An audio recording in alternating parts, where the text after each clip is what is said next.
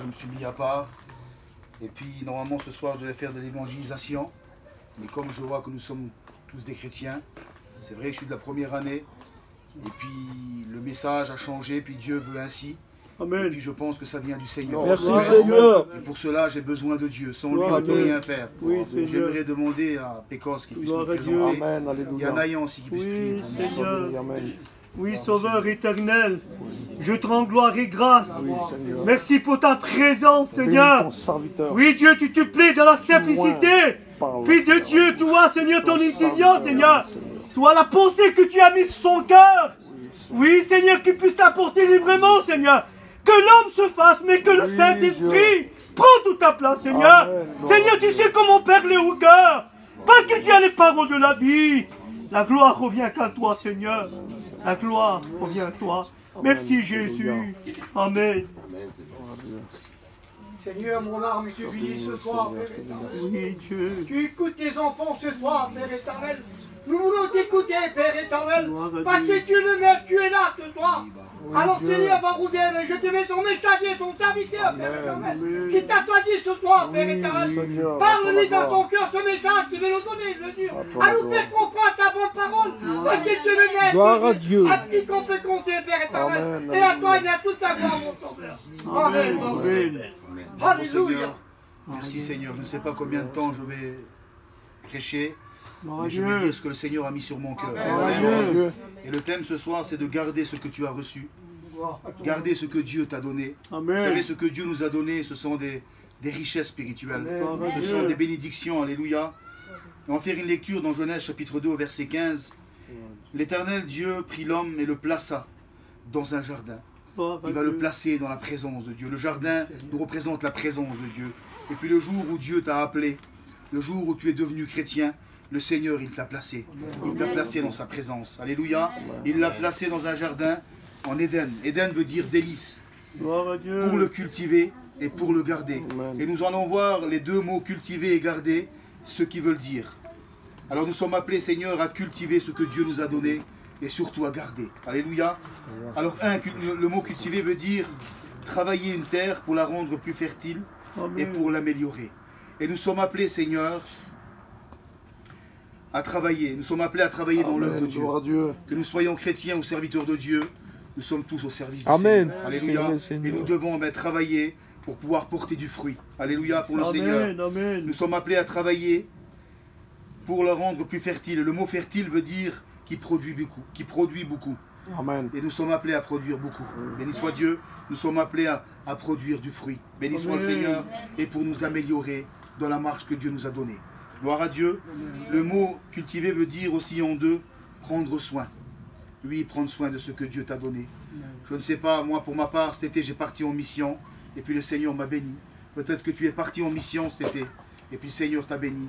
Et le Seigneur, ce soir, il veut te mettre en garde, Seigneur, de garder ce que tu as reçu.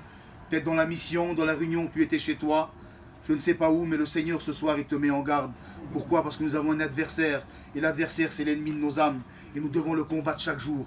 Et le combattre avec quoi? Avec la parole de Dieu. Le combattre comment? Avec notre mise à part. Le combattre comment, Seigneur? Avec la prière. Alléluia.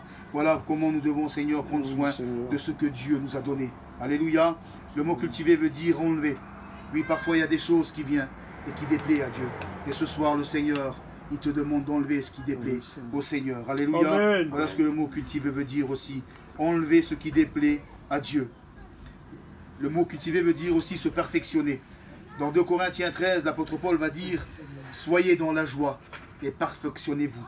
Et nous sommes appelés à nous perfectionner chaque jour dans la sanctification. Amen. Alléluia. Oui, Et cela chaque Seigneur. jour, Seigneur. Nous devons nous perfectionner dans la sanctification. Et le mot cultiver veut dire aussi nous entretenir. Nous entretenir, Seigneur, avec la prière, avec des cantiques, avec des mises à part, avec la lecture de la parole de Dieu. Voilà à quoi nous sommes appelés, nous chrétiens, aujourd'hui. Oui, de garder et cultiver ce que Dieu nous a donné.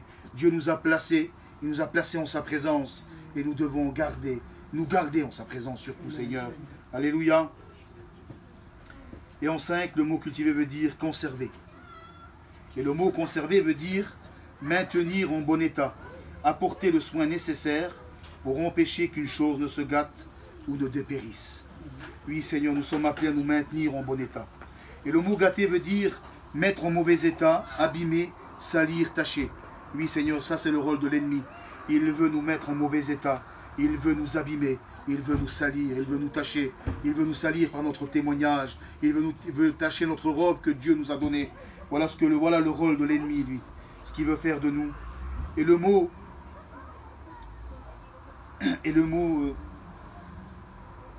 dépérir veut dire s'affaiblir. L'anéantissement total, se détériorer jusqu'à la ruine totale. Voilà ce que l'ennemi veut, Seigneur.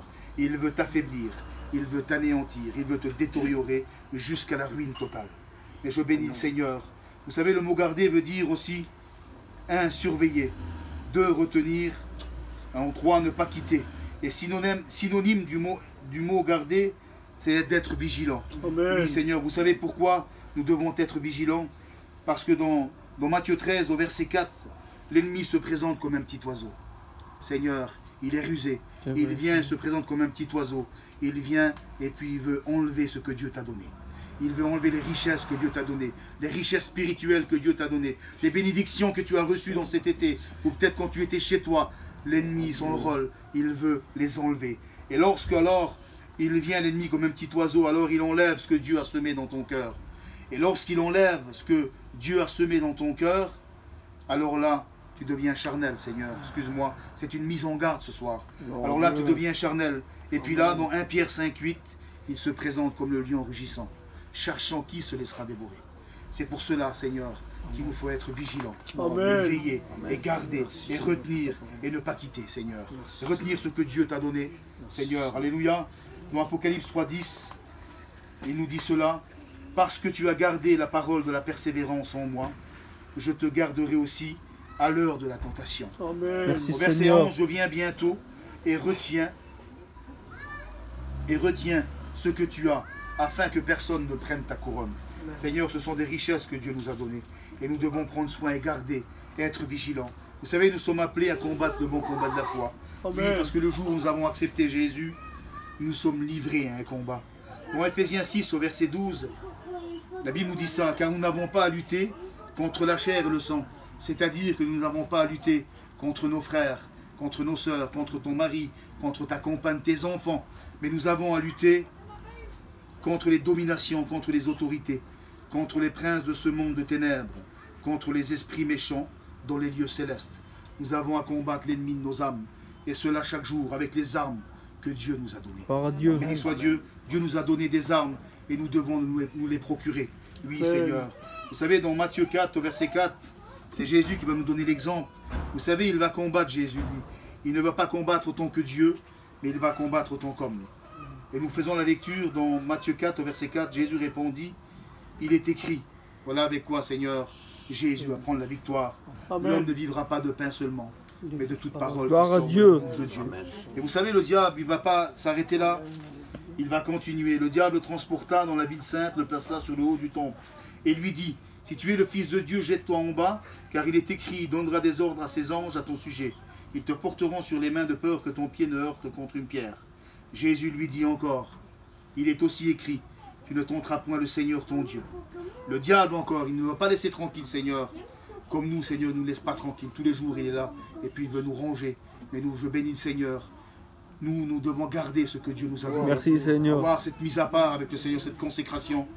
Et la Bible dit, celui qui garde ma parole, je le garderai à l'heure de la tentation. Alléluia.